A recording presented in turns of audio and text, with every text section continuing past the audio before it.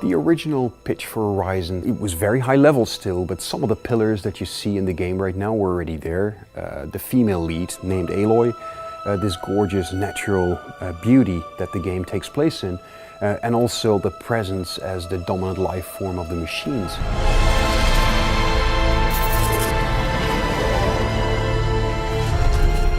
The machines turned out to be very much animal inspired. That is something that the game designers found to be a very natural way for us to portray these machines. We knew basically we wanted them very big and very awesome, and we wanted lots of them, but we didn't necessarily know what the exact look of it's going to be.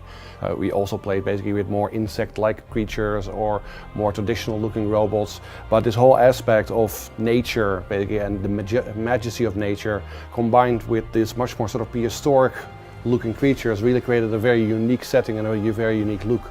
There's something basically that in game design they call a tell, that you can sort of look at the creature and by how it's animating, how it's behaving, you know what sort of attack it might do and you can sort of prepare for it.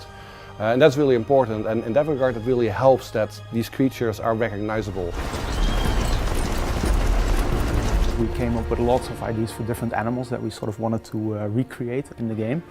But also at the same time we were looking for different opportunities for the player in terms of maybe there should be an enemy or a machine that has a lot of loot on them. What kind of machine would fit with that? So we came up with the Shell Walker. The Shell Walker is basically a walking treasure chest. It has this super valuable loot on its back. So that's kind of where the idea then originates. You want the machine to have a certain purpose in the game.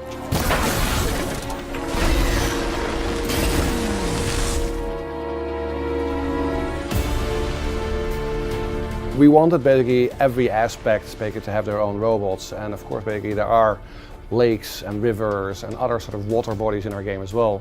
So the Snapmaw, the crocodile, basically was specifically designed to take advantage of those sort of environments and offer the player a new challenge in that environment. So the Snapmaw is one of the enemies that we haven't shown much of. It operates very often in groups. The machine itself is already very dangerous, especially in the water. Fortunately for Aloy we have sprint swimming, so she can swim a little bit more quickly, but often that won't be fast enough, so you have to be very careful.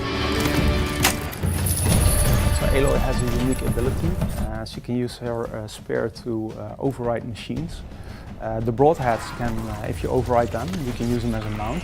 But if you override the Watcher, for example, you can turn its faction, so it will fight alongside, it will fight for Aloy. Then we have the Tallneck. Once she manages to climb the Tallneck and overrides the Tallneck, she uncovers a large part of the areas.